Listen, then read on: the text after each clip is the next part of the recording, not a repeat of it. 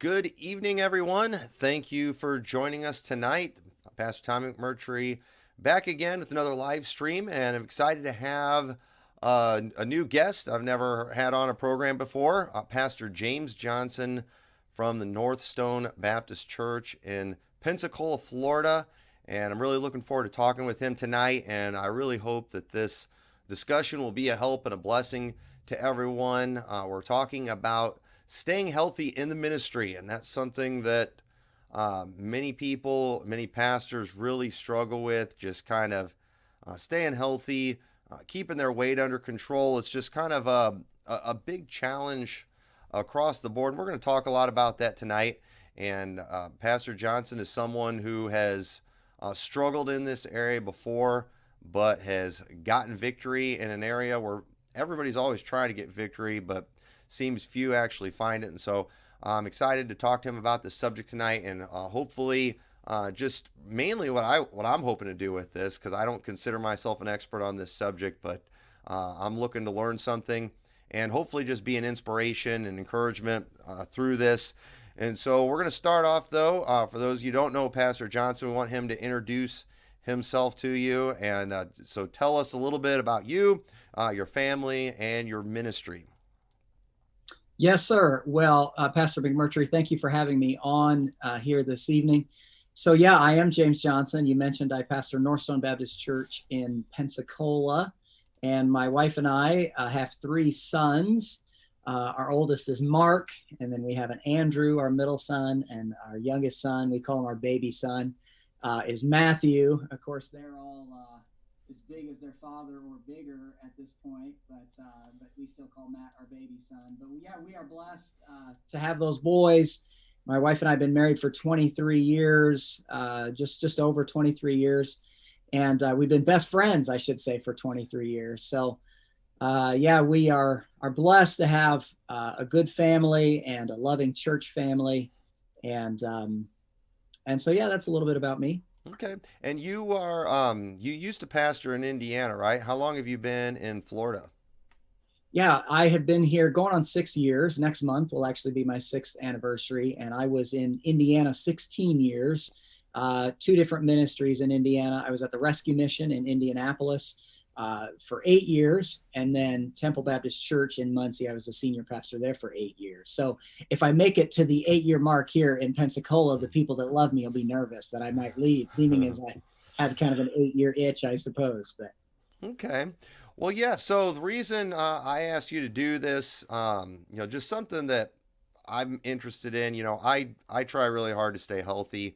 I really enjoy exercising, and I've actually been having a really good year when it comes to this. I've never been real big, but at the same time, I got heavier than I wanted to, and I this year I finally just kind of had some breakthroughs because I did diet and exercise. Usually I just do exercise because I like my junk food. I like soda a lot.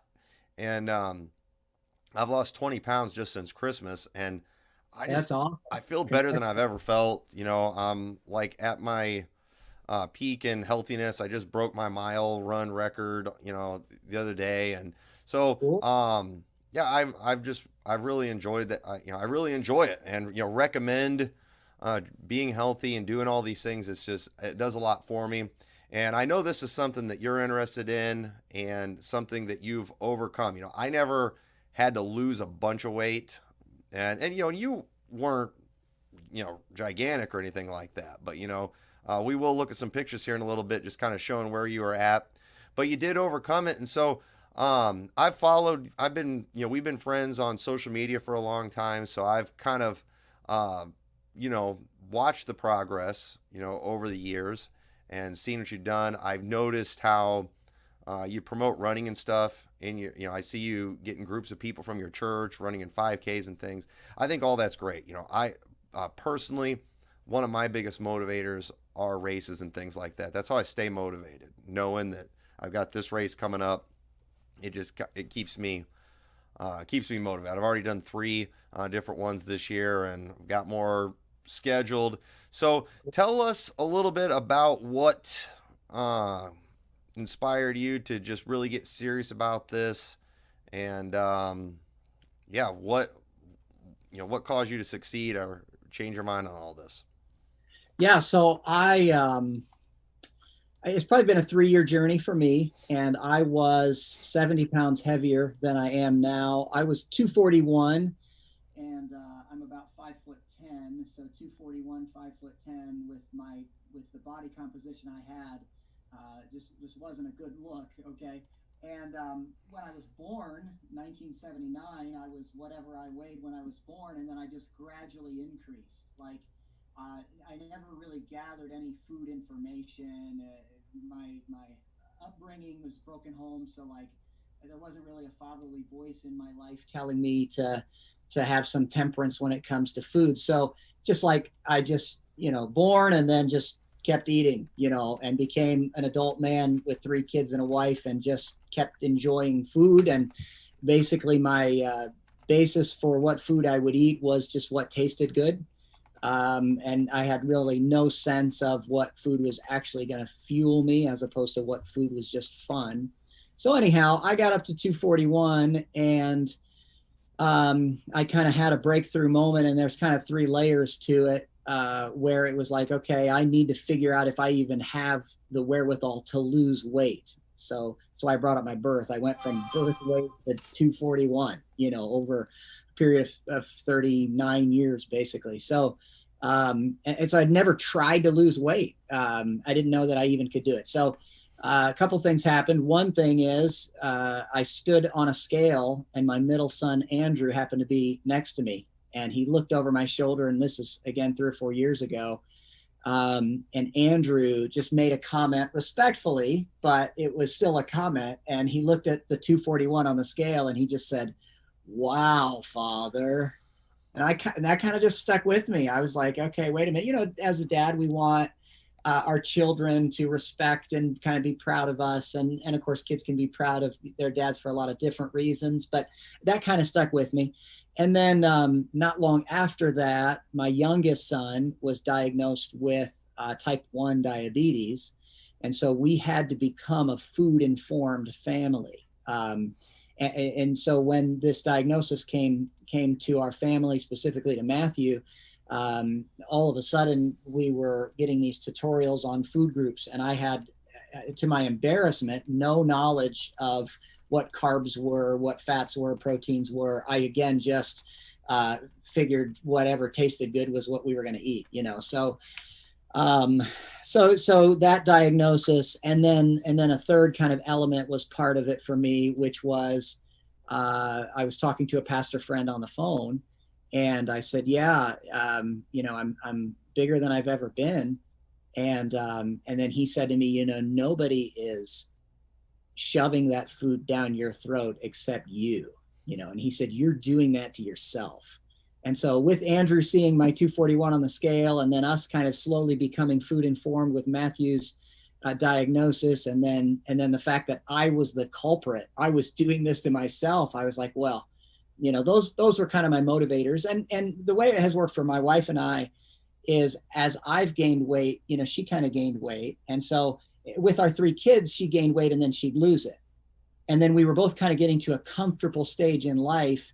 And so we both, she had lost her baby weight with Matthew, but then she gained it all back. And she looked at me. So maybe this is a 4th element for my aha moment, when my wife said to me something pointed like, if my leader would lose weight, then I think I could be encouraged to lose weight. And then I was like, oh, wow. So there was like a husband responsibility there, and a little bit of motivation there. And so, yeah, those kind of 4 elements made it so that now I am on the other side of this. I went from 241 to 171. So that's kind of how it all started for me.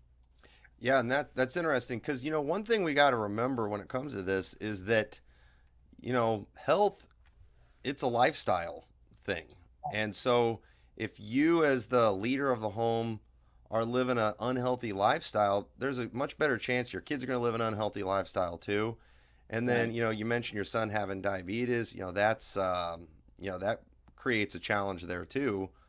And so, yeah, I think those are definitely good motivations there. So I know one of the things that happened, I guess, was around that time too.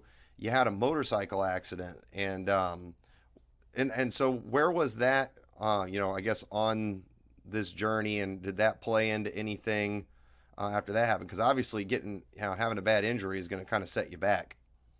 Right. Yeah, that was 2017, May 26, 2017. So almost 5 years ago, and it did set me back. Because you're sedentary, you're trying to heal. I was in a wheelchair. I even the church was very patient with me, preaching, on a stool and kind of propped up, and I had broken my both of my wrists. I still have significant scars. I don't know how well you can see that on both of my wrists, and broke my left ankle. I did I had internal organ issues where my bladder was shut down for 18 days. So yeah, it was a very serious accident. And so now being on this side of it, of the journey, there's a lot of therapy involved, and there was a lot of reasons why, excuses I could make as far as not exercising is just kind of, whether or not I had the wherewithal to push through the pain.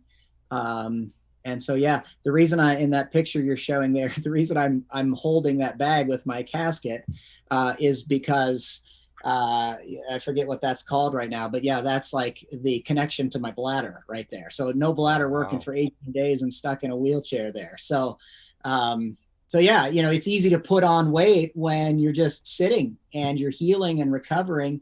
And so then I went through that process, but I still, after that, just kind of continued to gain. And people are, they have tact. And so people even that love you don't necessarily say, hey, you need to do something about your weight. You're just getting bigger and bigger, except, maybe my son, the way he did the wow father, and then that pastor friend who I kind of opened up to him. And then he said, nobody's doing that to you, but you're doing that to you. So yeah, just the sedentary lifestyle, and then the therapy, recovering from the accident. There are a lot of excuses to not do it, but the impetus for the motivation has really carried me through. Yeah. Well, so this accident, was that after your kind of aha moment, I guess, or was this No, before? it was before. Yeah, it was part of getting up to 241, just sitting there. Mrs. Johnson was trying to pamper me, because I'm in a lot of pain and stuff. She'd be bringing me food. And again, that was before we felt like we were food informed. I tell people I'm food informed without being a food Pharisee. Right. So if I go to lunch or breakfast with you, I ain't judging what you're ordering, you go ahead, and food information is different for me than it might be for you. Some food will affect my body differently than it would affect you. So you can do it based on your level of activity and your age and stage in life. But yeah, so that was 2017. Okay. Yeah. So, well, what I want to talk about, because again, this is something that, a lot of people in ministry struggle with. A lot of pastors struggle with this. And, there are reasons, for it. Now, we've got to overcome these things. You don't want to make excuses. This is about, succeeding. But the truth is, pastoring is not a physically demanding job. It's not like, working construction and doing a job where you're on the go and moving all the time. You have the fact that, for me, it's important, having some kind of schedule and routine. When I get out of my routine, that's typically when I, go off my diet. A lot of preachers, evangelists and stuff, they're traveling all the time. You've got people, feeding you all the time. You're eating out. I traveled for a few days this week, and I tried to behave. I did better than I usually do. Okay. But, I still didn't do the best. But, it was 3 days. I can handle that. But, some people do it all the time. What are some things that you think, I guess kind of makes it challenging for a pastor? I know there's many things. So I'm kind of just giving the excuses because they're there, but we do have to overcome them. Right. Yeah, absolutely.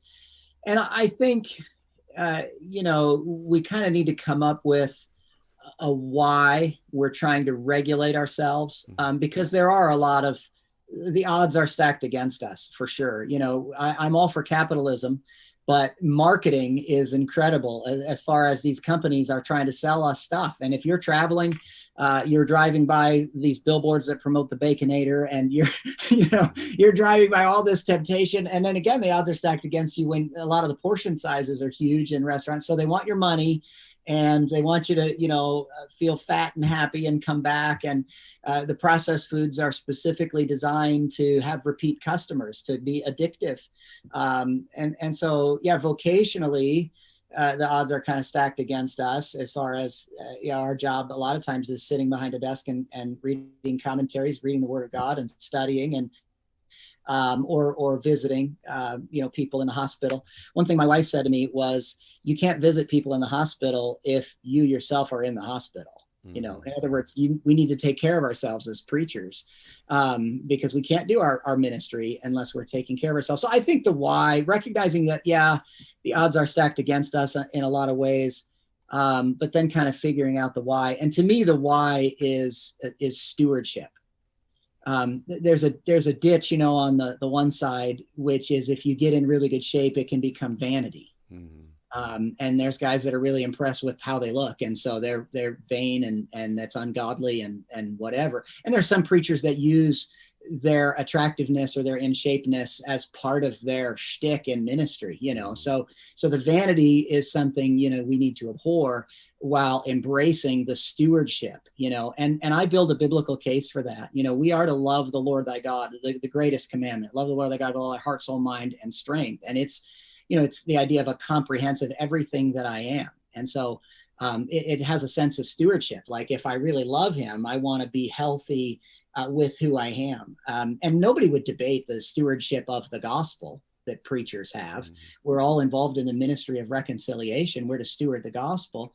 And I would say that though God doesn't need us, according to Acts 17, the world does need us, according to Matthew 5:13-16. We need to be salt and light in this ever darkening and decaying society. So we need to go steward the gospel well and preach the gospel.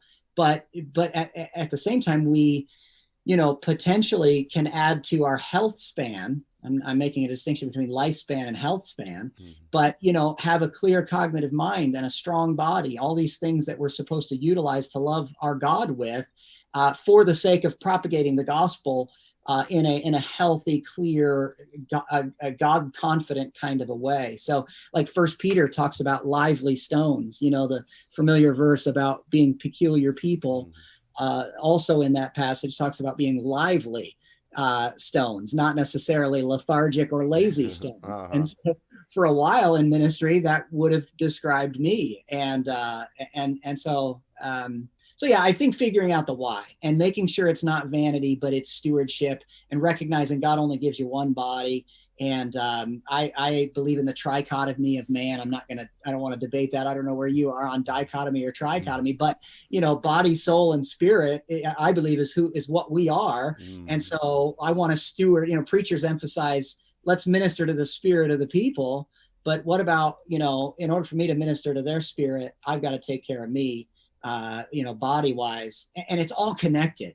And that's what people sometimes don't understand, is that if I'm fueling myself well, my body's going to be strong, but my mind is going to be strong. My emotions are going to be balanced, and my spirit, it's just all connected. So, yeah. And I'm glad you mentioned that about the vanity, because a lot of times that's what you get accused of, when you start losing weight, oh, you're just vain, trying to look good. And, it's not necessarily a virtue to not look good, Right. and so, the thing is, you can't let people tell you what your motivations are. But I do think it's important that, you keep your motivations right on these things. And that definitely can be done. And so, I do think, as Baptists, and maybe I'm speaking for me, but I imagine others probably feel the same way.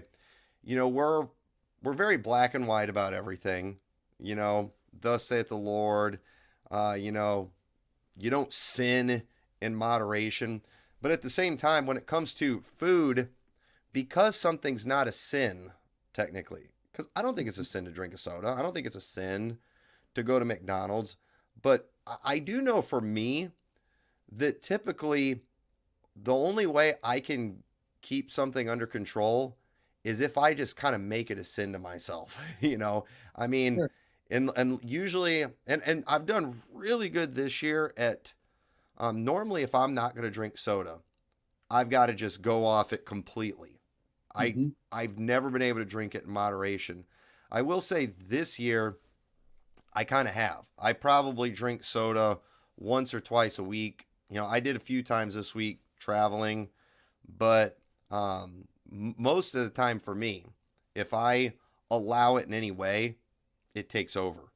And so, Right. I think sometimes, you do have to know yourself. You have to know your body. And sometimes for ourselves, we just kind of need to declare these things sin, that I'm not going to defile myself with that. If that's what you need, and I know that that's kind Right. of how I am sometimes. But then, you know, you can't turn around and then enforce that on everybody else too. And Right. it's hard Right. not to become a food Nazi. Right, you're right. Well, and I think the issue really is temperance, because like you said, it's not necessarily sin to have a soda or a pop or whatever. South of the Mason-Dixon line, people call it something different.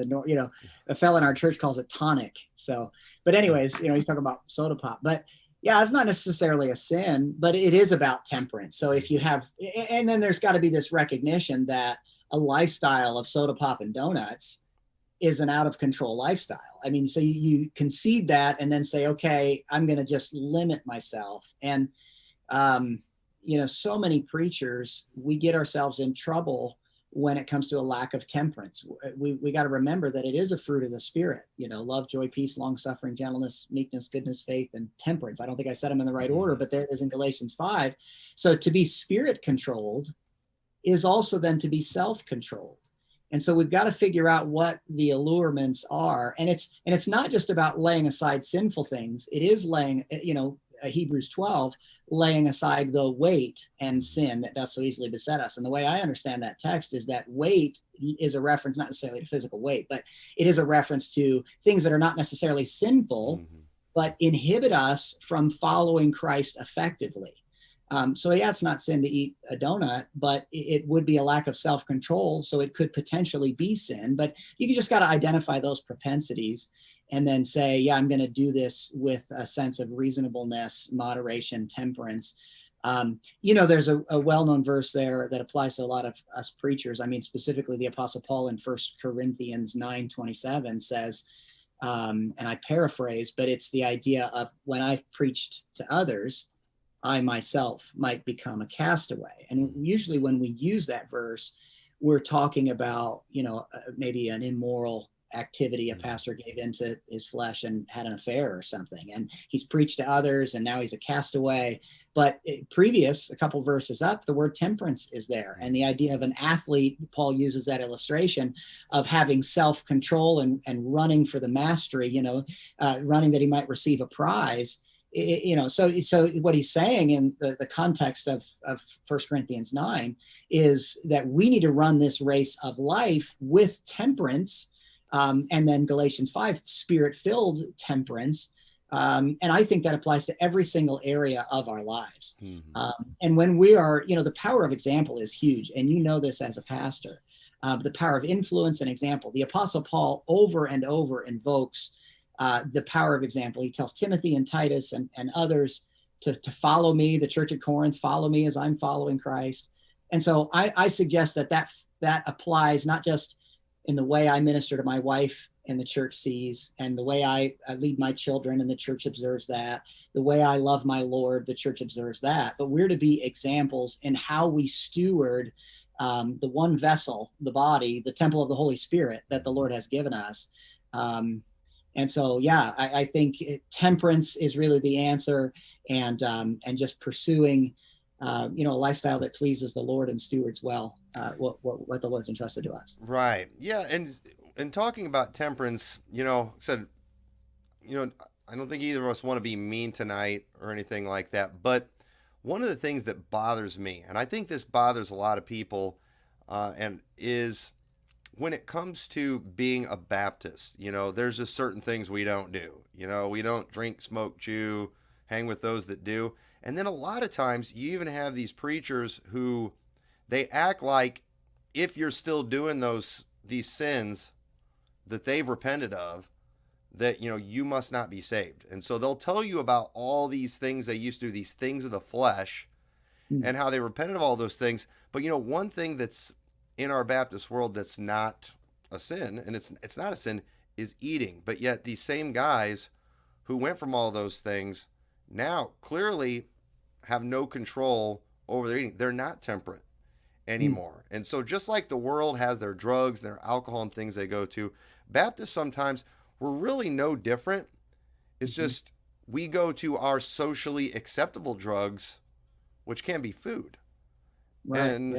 And again, nobody's saying it's a sin to eat a Hershey's candy bar, but it's very apparent that you're eating a lot of them and that you don't have any temperance with these things, while there's others who are able to do these things. And I don't believe in drinking at all. I don't believe in it at all. But you have people that are telling you, well, you can do it as long as you're temperate. Well, I don't agree with that, because these are mind-altering things, not necessities.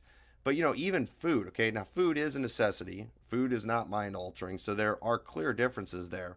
But even when it comes to those, those treats, those, sweets, all that kind of stuff, I do think it's a problem if you show no temperance on that stuff. And I guess I get pretty offended when a guy clearly has no temperance in his life, and yet he's casting doubt on someone's salvation because they're struggling with temperance on things that, I can't tell you this from experience, but seem to be more of a temptation or more of a addiction than food. I don't know what it's like. I'm thankful I don't know what it's like to be addicted to alcohol, drugs, nicotine, things like that. But, I do think people need, if you're going to be preaching on temperance, I do think you need to show that you know how to live that. Yeah, amen. I agree completely. Yeah, there does seem to be a little bit of a double standard in those areas. And yeah, sugar does have an effect on us as far as like a drug. You kind of paralleled it to some of these other things that are like vices. So we do need to be careful about sugar in excess, and soda pop is certainly that, and donuts and ice cream and all that stuff. So what I try to do is regulate myself where I have about 6 days of fuel and then 1 day of fun. And I feel like if you approach your 7-day week like that, you are showcasing temperance. And so I think, preachers need to pursue something like that that works for them. I talked about this food informed idea. And so gathering that information, learning that from, doctors that you trust. Peter Attia is a doctor on YouTube that a lot of people watch. Dr. Berg is another one. He's a big keto promoter. I'm not into keto. I did not do any fad diets to lose the weight that I have. I have friends that are doing fad diets. The problem with keto and paleo and some of these other more popular diets is that it isn't really sustainable. Whatever you do to lose that weight, you're going to have to do to keep that weight off the rest of your life. So my blueprint has been, I'm going to do with food, because all this weight loss stuff really is sourced in food. The old saying is abs are made in the kitchen. Right. If we want to be in shape, not that I'm going for abs, but you understand, we got to make good food choices. So gathering food information, figuring out what is good fuel for you. I had a keto guy rebuke me one time. He's keto only. And I was eating a carrot. He rebuked me for a carrot because he said it wasn't keto friendly. And he said it's the Twix of the vegetable world, And I thought, so for real, you're going to not ever eat, carrots and stick to this keto the rest of your life. And if that works for him, that's great. But that would not be sustainable for me. So yeah, you figure out, what fuels you well at your age and stage, based on your activity. I preached through the book of Titus recently. I've done it a couple times in my ministry, but this last Sunday morning I did all 3 chapters in one sermon. So good thing we have padded pews. Yeah. They were while they listen. But what jumped out at me this time in the book of Titus was, in Titus 1, there's a contrast between what you want in a pastor and then what you want to avoid. And in the description of what you want to avoid in these people that desire spiritual leadership is slow bellies. Mm. And, the idea there is just, according to the study I've done, is the idea of greedy gluttons. Slow bellies are just constantly, shoving food in their mouths. And of course, they have this other, and I'm emphasizing their mouths because the text does, their mouths must be stopped, it says in Titus 1.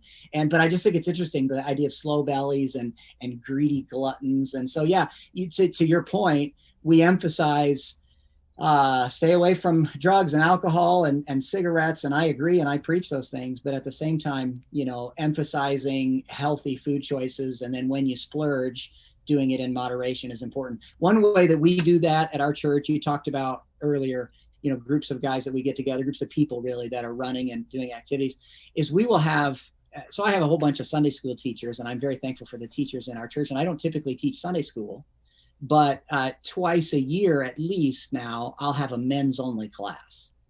And I feel like I can talk about health and hormones and man temptations with just the men. And then I have a trusted lady in our church. My wife is willing and capable to do that, but I tend to use another lady. And so she and I get together, and Sister Wasser is her name. And she and I get together and we kind of discuss what I want her to say to the women. And I tell her what I plan on saying to her husband and all the other men, and so we work that out. But you can really get into some details about temperance and stewarding well your body and making good food choices. And then kind of the purpose behind exercise. So any preachers and preacher friends that are watching, you gathering that food information for yourself and then communicating that to your church family. And then, our church has watched me lose 70 pounds. And so it has inspired all kinds of people in our congregation to kind of get it together themselves. And so it's been encouraging to see. Yeah. Well, and I like what you said too about, you have to know your body. The guy who's rebuking you for a carrot, was he a Baptist? Yeah, and he's a good friend of mine, and he's kind of just kidding, but he's serious. I'm cracking a joke because, really what it comes down to, in the Baptist world, we love talking about standards. Now, why do we have personal standards? We have personal standards because we're trying to protect ourselves from crossing certain lines, and we all have our areas where we struggle, areas of temptation, and so we put those safeguards in place. And just like you need to know yourself spiritually, you need to know what's negatively affecting you. You just like what motivates you spiritually. We should know our bodies to where we know how things are affecting us. When it came to soda, one of the things with me is I always knew when I needed to really back off because I'd start drinking so much. I would start, I'd have trouble sleeping, or I would just, I'd have like stressful dreams all night. And it's because I was just drinking too much caffeine. You get the headaches and things. And so I was pretty good about knowing how much I could drink. I know my body really well. I know what food affects me negatively and positively. And, one of the things that I've just kind of had to, in order to lose these 20 pounds, that I almost don't eat anymore. I mean, I do a little bit.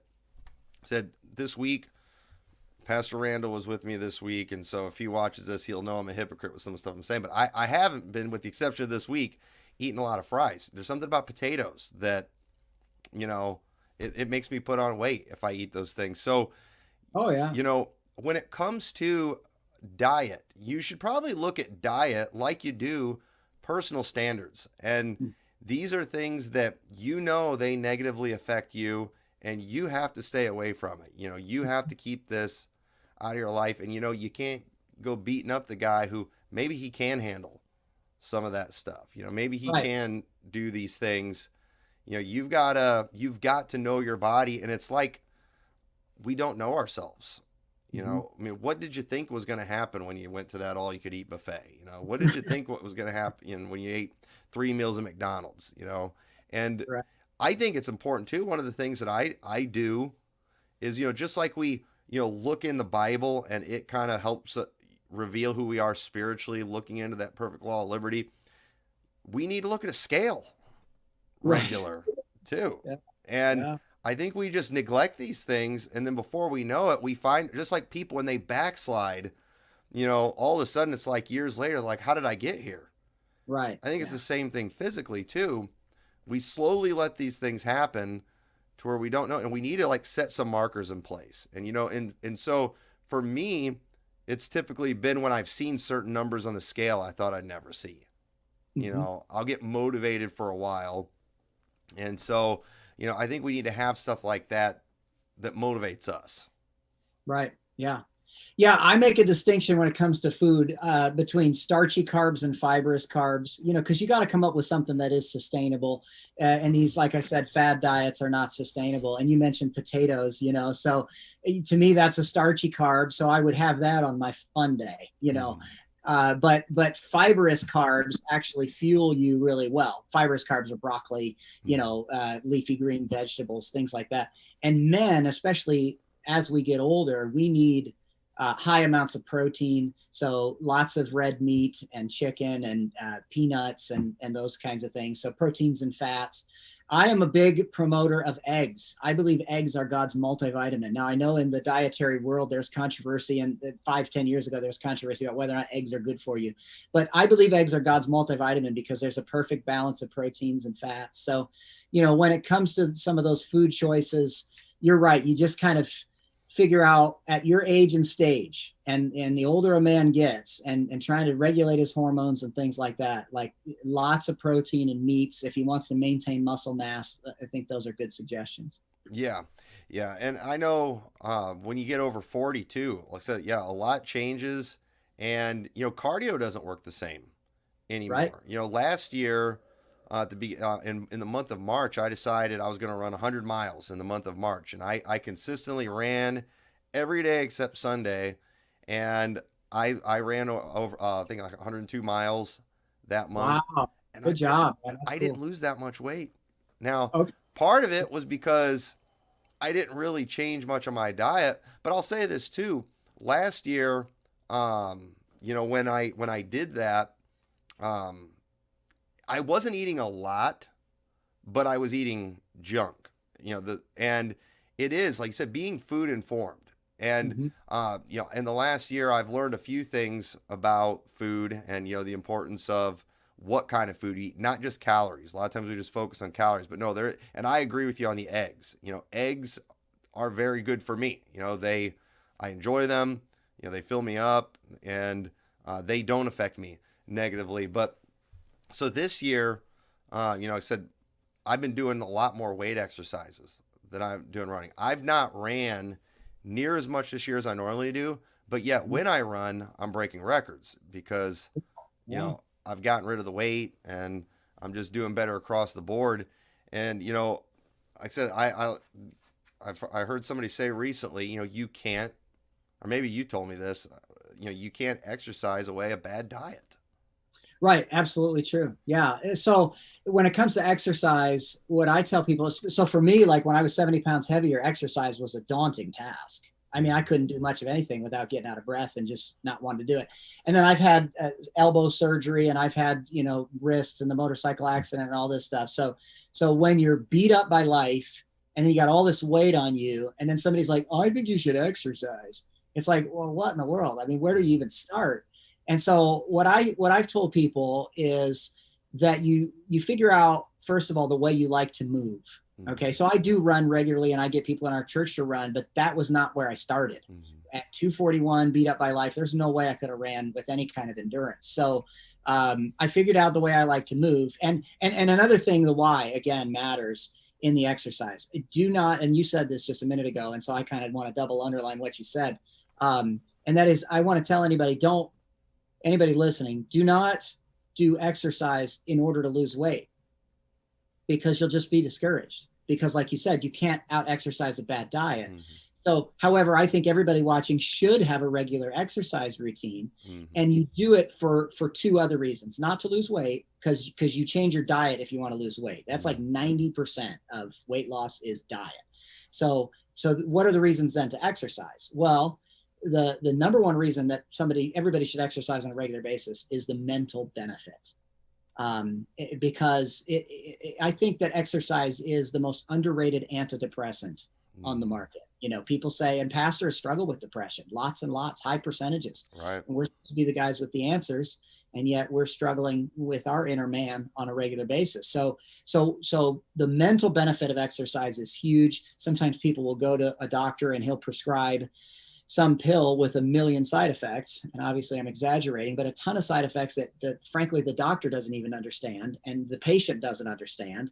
And so they think it's a quick, easy fix. So I haven't done any appetite suppressors. I don't do any antidepressants. I'm not a pill person. I worked at a rescue mission for 8 years. So I saw the results of people hooked on pills. I grew up in the inner city, drugs all around me. So, I stay away from all that. So what I say is you do exercise for the mental benefit, the cognitive clarity that comes. So when you're beat up and you're overweight, what do? Well, you find the way you like to move. And what I mean by that is we all have propensities towards certain things. Like I have a friend who loves racquetball and he's way out of shape, but he can go do his racquetball. He can do it for an hour and not even realize that he was doing it. I have another pastor friend who is right around 400 pounds. And I meet with him every Thursday and I love him with all my heart. And he and I get together and the way he likes to move is bike. So he can pedal and he will go down that trail, and I think he did 11 miles today. So I'm super proud of him, but that's the way he likes to move. And he can put an earbud in and listen to a podcast and he can just go. And then he comes back with the mental benefit, the endorphins, that are released in your brain. We talked about the danger and the addictive nature of sugar and some of the other vices that we preach against. If we're going to be addicted to anything, let's be addicted to something God intended us to like, which is endorphins. So it's the mental benefit and the antidepressant that exercise provides. So you find the way you like to move. For me, when I was 241, basketball was for me the way I like to move. Now, I'm 42 years old now, and so I don't move as quick as I once did. And when I had that weight on me, but I could play at the YMCA. I went and got a Y membership about 3 years ago. I don't have it anymore, by the way, but I went and got a Y membership, and I would just play pickup games with kids in there, teenagers, adult men, whoever's there, because all of a sudden I'm like, wow, I've been here an hour or two, and I didn't even realize it. It wasn't laborious to me. Now I'm at a point where I've lost all that weight. I can do a bunch of other exercises. The reason I got rid of the Y membership was because it was a family membership. So it's like $62 a month. And my family wasn't really using it as much as I was. And I feel like I don't need it anymore because now I'm doing body weight exercises. So I needed to have somebody to check the ball too. I needed, because that's the way I like to move. I needed to get some shots up. But now I can run, you can run your neighborhood just about wherever you live. And I do, push-ups and squats, and I've got a pull-up bar in my house. So save the $62 and just do body weight exercises. But I'm completely sold on the importance of exercise, but primarily for the mental benefit and then secondarily for the gut health. So just about every evening, Mrs. Johnson makes me a wonderful dinner, and together we will walk it off in our neighborhood. And that's our little bit of exercise. And it's because we're processing what we just took in. Like I believe in faithful exercise so that you give yourself a reason why you just took in that food, because I'm going to do the push-ups and I'm going to send that, glucose to areas of my body that can potentially add muscle mass to my frame, which adds longevity to one's life. So I'm sold on exercise for the mental benefit and for the gut health, because when you're out walking, it's going to process, as opposed to just sitting on the recliner after the big meal and burping, and feeling like the Titus 1 guy with the slow belly. I don't want to be anything like the guys that Paul condemns to Titus. So no, just about every evening we'll go on a walk together and get that gut processing stuff. And listen, I know this is live and Mrs. Johnson might even be watching this, but you flatulate a little bit. I flatulate a bit on my walk, and I say, dear, this is why we're out here, to process all this, the gut health. So anyhow, just to be real with you, I mean, I think those are the two major reasons everybody should be exercising. And then a distant third, you're going to burn some calories. And if you're eating well, you're going to lose some weight. But don't exercise to lose weight without changing your diet, because you'll just get discouraged and it won't be successful. Right. And I agree 100%. And I think one of the reasons people get deceived on this, and I don't think people realize that, because they think I'm going to exercise and everything's going to be fine. But one of the reasons I think what fools us is when you're younger, when you're a teenager, when you're in your early 20s, you can get away with all kinds of stuff. Right. My boys eat all kinds of junk, but yet they're still in shape. Now, they have a super physical job right now too, but at the same time, it's not always going to be that way. And so, and they don't exercise as much as I do, except for the fact that they're doing a physical job, so actually they do, but as far as like scheduled exercise, and so the thing is, one of these days, they're going to get older and their metabolism's not going to work like it used to. Right. And so if they just all of a sudden, then you start exercising, it's not going to change anything. You always need to remember your body is changing and things aren't working as good as they used to before. And you really do have to take these things serious. They work at a Walmart distribution center. I used to work out there, and I lost weight when I started working there. And then I went to part-time, and thankfully I gradually got out of there, but I quit right when COVID happened. And not only did I quit doing that physical job, but then the gyms all closed and everything. And it was too, cold for me to go run outside and stuff. And, I put some weight back on, but, most of thankfully I didn't put on a ton, but most of the guys I worked with, when they would quit that job, even just transferring to another job in the building wasn't as physical, you would see them a few months later. And I'm telling you, it was like 40 or 50 pounds was the average that people would put on. And, and so the thing is, when you have major changes like that in your life, that diet really does matter more than anything. And so, like you said, the exercise, it is more mental. I mean, don't get me wrong. It does do something for you. It helps build muscle and stuff. But, when I go and exercise in the morning, all of a sudden now I don't want to go through McDonald's drive-thru. Right. Like I used to, in the morning when I don't work out in the morning. I used to go there for breakfast a lot before I come to church.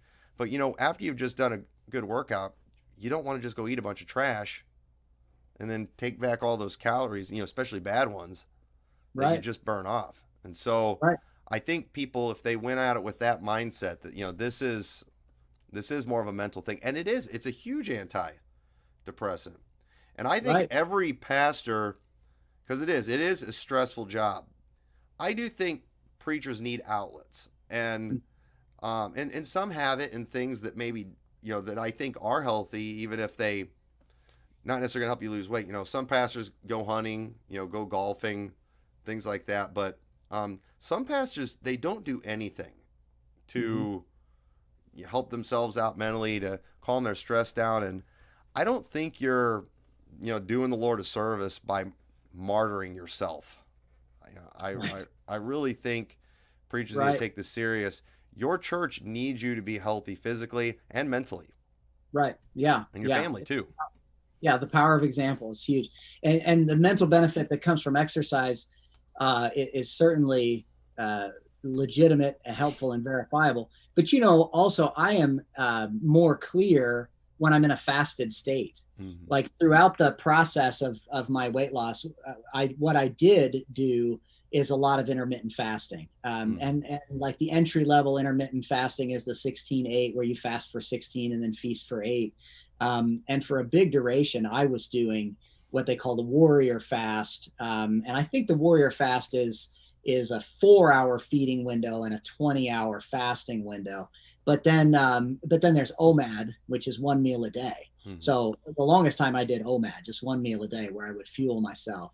And but anyways, I would preach in a fasted state Sunday morning and Sunday night. Sometimes not a bite of food, just water, black coffee, and I do organic green tea with no sweetener at all. That's all I have.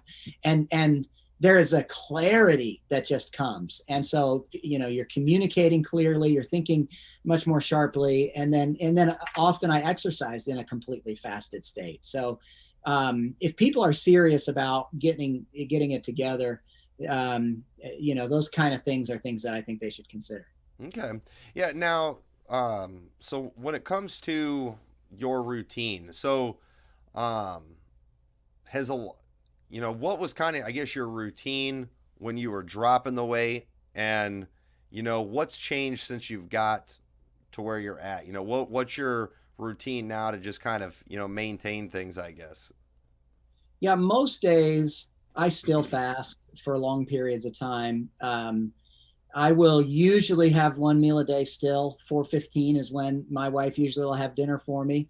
And so, I get two hard-boiled eggs, and I get whatever the main dish she's serving. And that's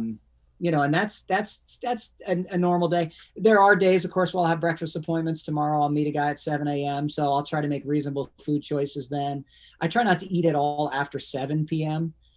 Just because, I don't want to be waking up in the middle of the night. And if you are trying to exercise and lose weight, sleep is so important, getting good sleep. So I cut myself off a lot of days at 7 p.m. So the only time I'll typically have breakfast is if I'm meeting a church member, or I've got some ministry related thing to do. A lot of times I'll skip lunch, just because I'm so much more clear headed when I'm in a fasted state, and I enjoy that. And throughout the day, I'm still doing body weight exercises in between meetings.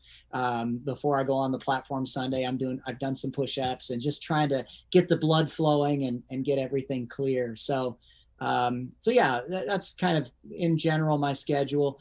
I'm never that guy who's like, I'm going to meet you and you can eat, but I'm not going to eat. But when I do order something, I'm going to try to order responsibly, knowing how food affects my body, and let them get whatever they want to get without judging them, that kind of thing. So Right. Unless I have a ministry related reason to eat, if it's totally up to me, I'm not snacking or eating until about 4:15, and then I make sure I stop eating by 7 so I get good sleep.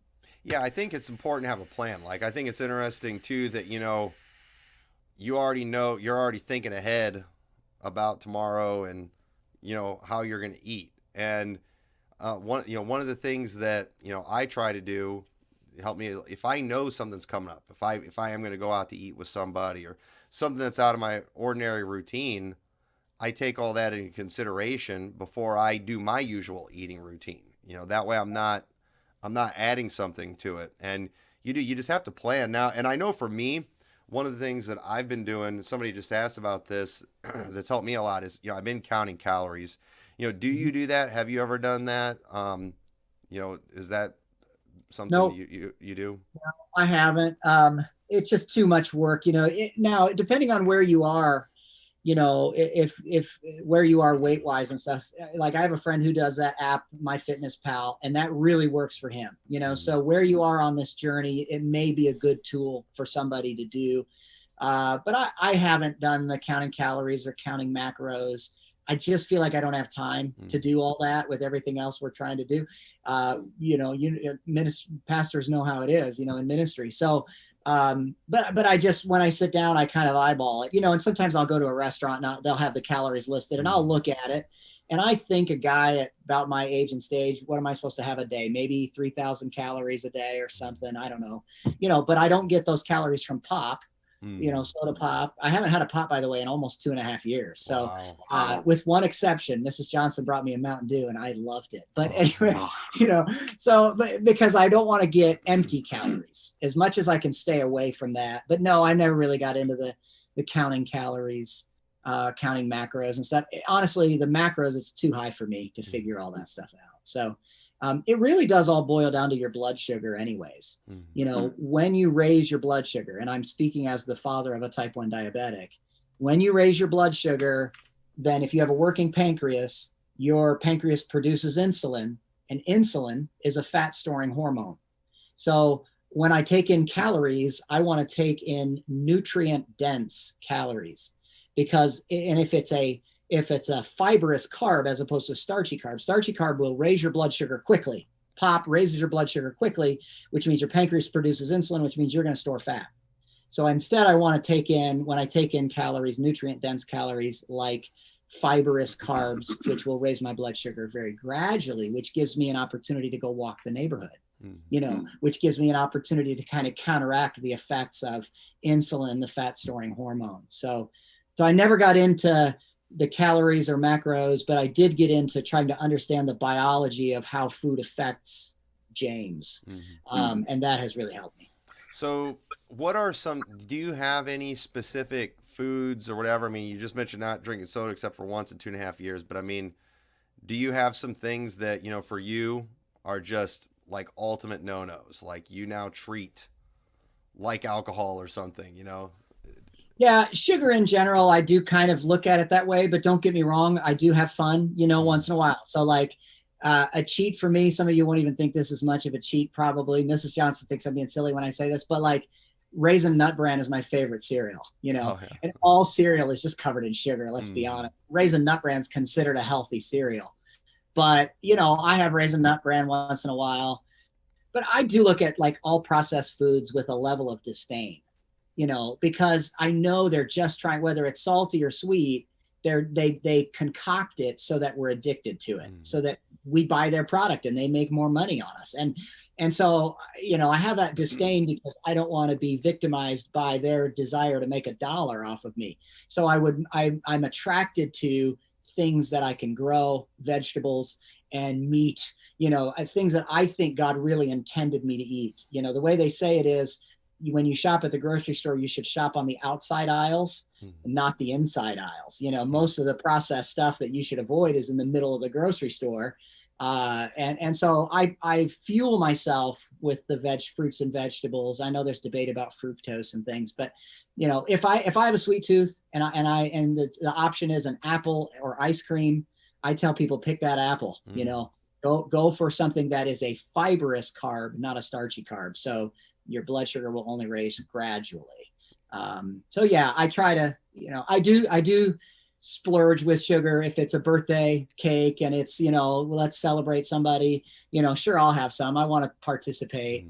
But at the same time, I recognize how quickly it can raise my blood sugar and how it can have an effect. And I don't want to be the guy that lost 70 pounds and then gains it back. Right.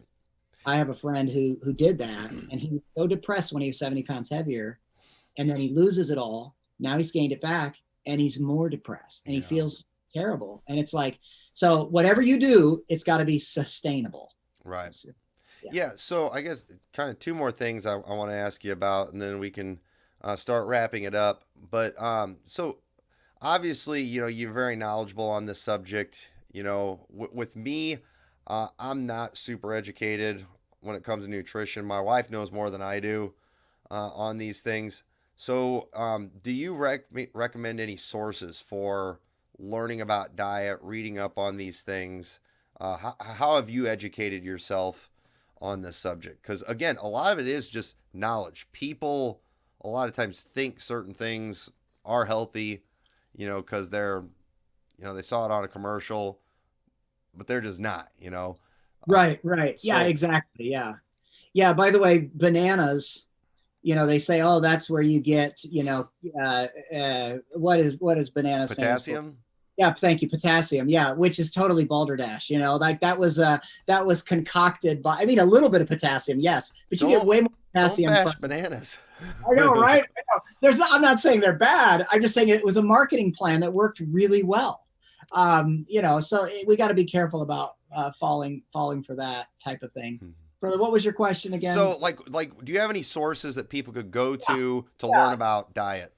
So like Dr. Berg is somebody I mentioned earlier, and I am not a keto person. He's always promoting keto, but if he has so many videos on YouTube, okay, Dr. Berg, where you can type in, if you have an ailment at all, you type in his name and that ailment, and then you can watch a 4 or 5 minute video, and he gives you really good information. So I have respect for Dr. Berg, though I don't, subscribe necessarily to his diet plan.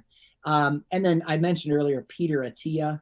And Dr. Peter Attia is somebody that I've learned a lot from, and he's the one that has promoted what he calls the Centenarian Olympics. Are you familiar with that? I'm not.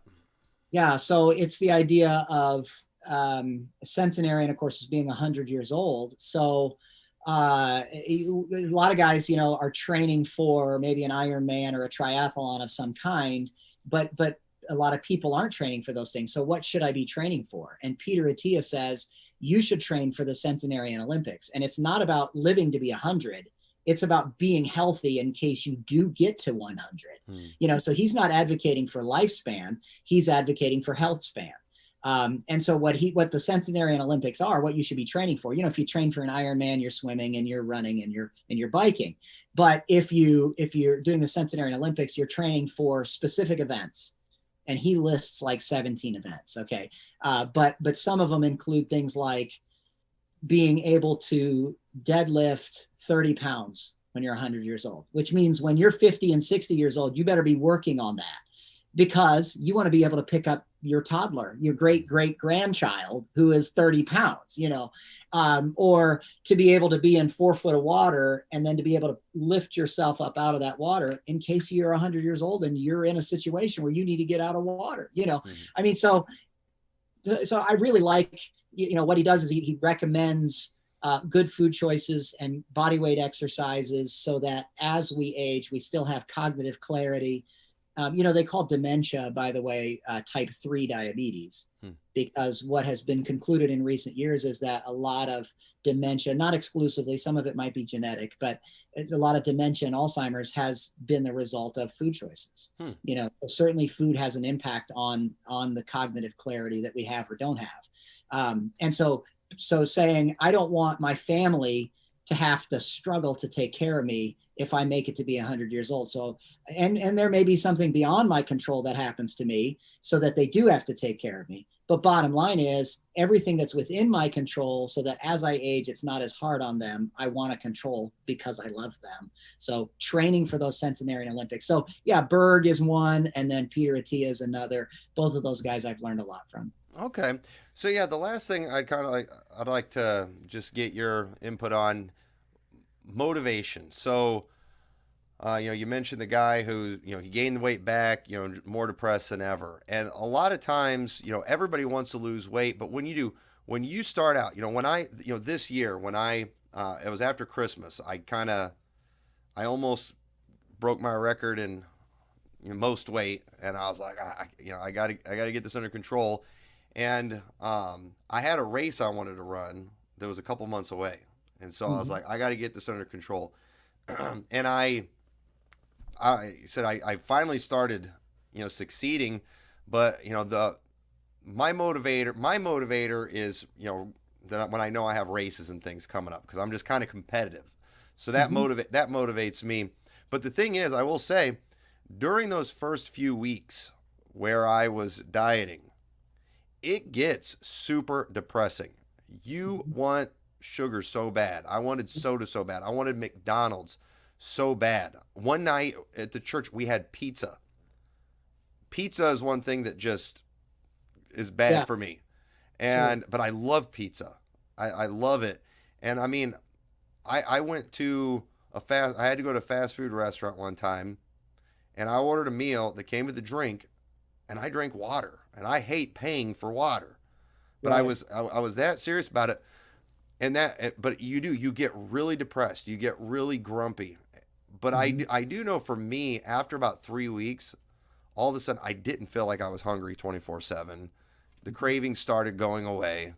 And, now I don't even really want those things. I haven't drank a Dr. Pepper since before Christmas. I mean, I love Dr. Pepper, but I don't even really want it. Right. Your palate changes. Yeah. Right.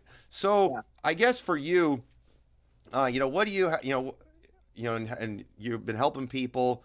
I guess, what are your motivators? What are most people's motivators? What can they do? What do you tell people to just motivate them to just stick it out and keep going? Because that's what everybody needs.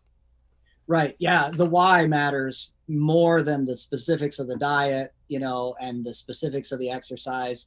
In order to keep choosing good food and get up off that couch and go exercise, you got to figure out the why. And there's going to be excuses all along the way, and the aches and pains of life and the busy schedule. There's going to be a million reasons why you're not exercising. So yeah, the why has got to be there.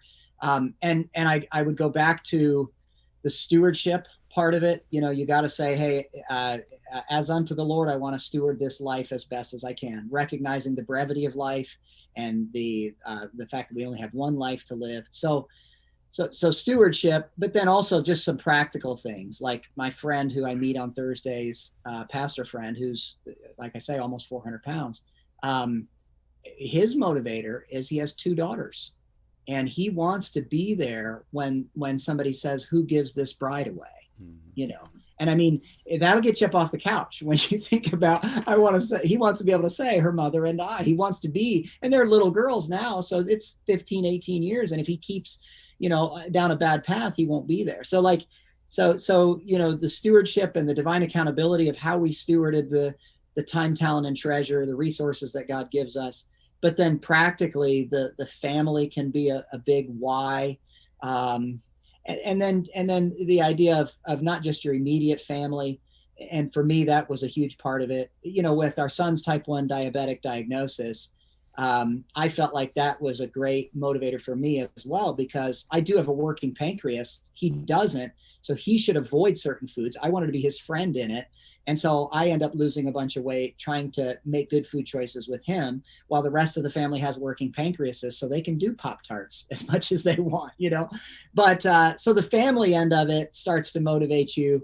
You want to do the right things in front of your family because you love them. But then also the bigger picture is the church family. You started this talking about pastors and the unique aspects of our vocation that make us maybe more sedentary than other vocations. So I would say, again, the power of example and the responsibility that we have to set a good example in front of the people at the church. So those are more wise. Like, I'm standing up there every Sunday morning, Sunday night, and Wednesday night in front of our people, and I want to set a godly example. And I previously, to kind of my aha moments, which I described as 3 or 4 deep, but I had no sense of any kind of like stewardship in the area of physicality. I had no sense of, is there a responsibility before God to take care of this, and no sense of food. But once I became food informed, with that knowledge then is accountability.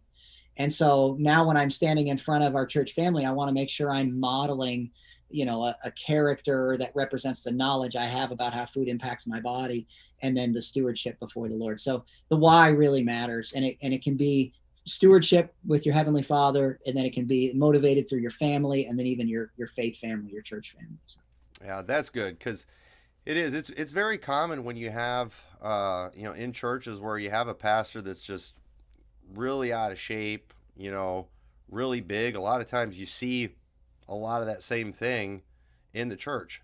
And I guess that's one thing I think it's neat how you're always taking big groups of people out running, and said, because for me it's stuff like that motivates me. And yeah. I think promoting that kind of thing is important. And nobody promotes verbally being unhealthy, but yet you do it when people are looking to you as an example, and you probably don't even realize it. They're watching what you're eating in church. And I do think as Baptists, we kind of have a reputation of being big, right. being unhealthy. We love that fried chicken, and it's like it's our drug. It right. really is. We don't do the other stuff, that the world does, but we do food like a drug. And I think in a world full of people prone to addiction, with so many things out there that are so damaging, I think if we're going to help people come out of that, the drugs and all those other things, right. we have to have set an example of temperance, and and let that be a motivation for right. Amen. as a pastor. Yeah. And I think we need to be clear about what buffet your body means. Yeah. In the Bible, but bring everything under subjection. So we've got to get control of all that. Yes, sir. Amen. Well, hey, I really appreciate you, talking with me about this. That it's just something I'm interested in. I wanted to have this conversation. Hopefully, just be a help and motivation to other pastors out there, and just anybody, not just pastors. That's kind of what I'm thinking of specifically, and kind of what it was geared towards, because it is, I do think it's a problem in the Baptist world, and I'd like to see a shift in the right direction. He said, my pastor friend, Pastor Randall, he has these events he calls potluck. He has the potluck 100, and he's trying to redefine potluck in the Baptist world. But the potluck 100, it's pretty much like a race where you could either walk or bike 100 miles. And Okay. I've gone to it the last 2 years. I did 50 miles on the bike the first year, about croaked. I did 60 miles last year, and I didn't croak as much, but I still, it was tough. He had one guy who did the full 100 miles on foot, which Wow. I forgot how many hours. It took him over 24 hours, but Okay. he did that, and he does these like extreme races and things, and Okay. I don't know if I want to do 100 miles. I'm content with half marathons, but I Yeah. like that he's just promoting something physical like that, because these are things that motivate him. I was talking with him about this week. He's got some different runs and things he's going to, and that's what he likes. He likes the real long runs. Some people it's the 5Ks. It's the shorter things. But whatever it is that motivates you and gets you thinking about something in the future that makes you exercise, that's what you got to do. And Right. some guys, maybe they want to try to golf 36 holes without a golf cart. Work towards that. Whatever Right. Yeah. whatever you Yeah. got to do to motivate yourself, do it, because it is important, and it is Yeah. the health benefits, but not just the health benefits, the mental benefits. Absolutely. And every step matters. So yeah, when you ditch the golf cart and you walk the golf course, every step matters. I personally, over the last couple of years, just a quick addition here, I refuse to take elevators unless I absolutely have to, or if I'm with somebody that needs to. And I don't ever do drive-throughs. Especially if most places that sell you stuff, at a drive-through, it's not necessarily going to be the best food choice anyways. So I'm going to at least walk in to get it and come back out. Every step counts. I was at the airport recently, and I'm walking up escalators. Because every step counts, and most people can walk, so it's a healthy thing just to try to be mobile for sure. Yeah, yeah, and one of the things that motivates me too, and these are just things that I do. I'm wearing a Fitbit watch. I don't know if you can see it, Cool. Good. and Yep. it counts my steps, Yep. and it's something I can look at. Like, man, I haven't moved very much today. I Right. should. And one of the things I do to help me get a lot of steps is, if I'm talking on the phone, I'm usually walking around. Yeah. Me too. I don't, and I don't even really think about it. I just kind of naturally do it. And I tend to talk long, and and so I get a lot of steps in that way. Just Yeah. you might as well accomplish something extra there. So, find those things out. But if any way, I hope this was maybe motivate some people, inspire some folks to get serious about this, because it will help you in so many ways. So, any final words before we close it out? I just want to commend you. It sounds like you're on the right track personally. So, keep it up. I know you'll inspire a lot of other people as well with the success you've had. And then thank you for having me on. I really appreciate it. I appreciate you doing this. Yeah, I'm just I'm kind of giving myself some accountability here, because I can fall off the wagon, and I can put it back on quick. But Right. I have. It's been such a help in the last couple months that I really like to keep it going. So I'm looking for inspiration for myself too. So anyway, thank you everyone who joined us on the live viewing. Share this video, and hopefully it will be a help to some people. So Pastor Johnson, hang on there with me, and we're going to close out. But thank you all for watching. We will see you all next time.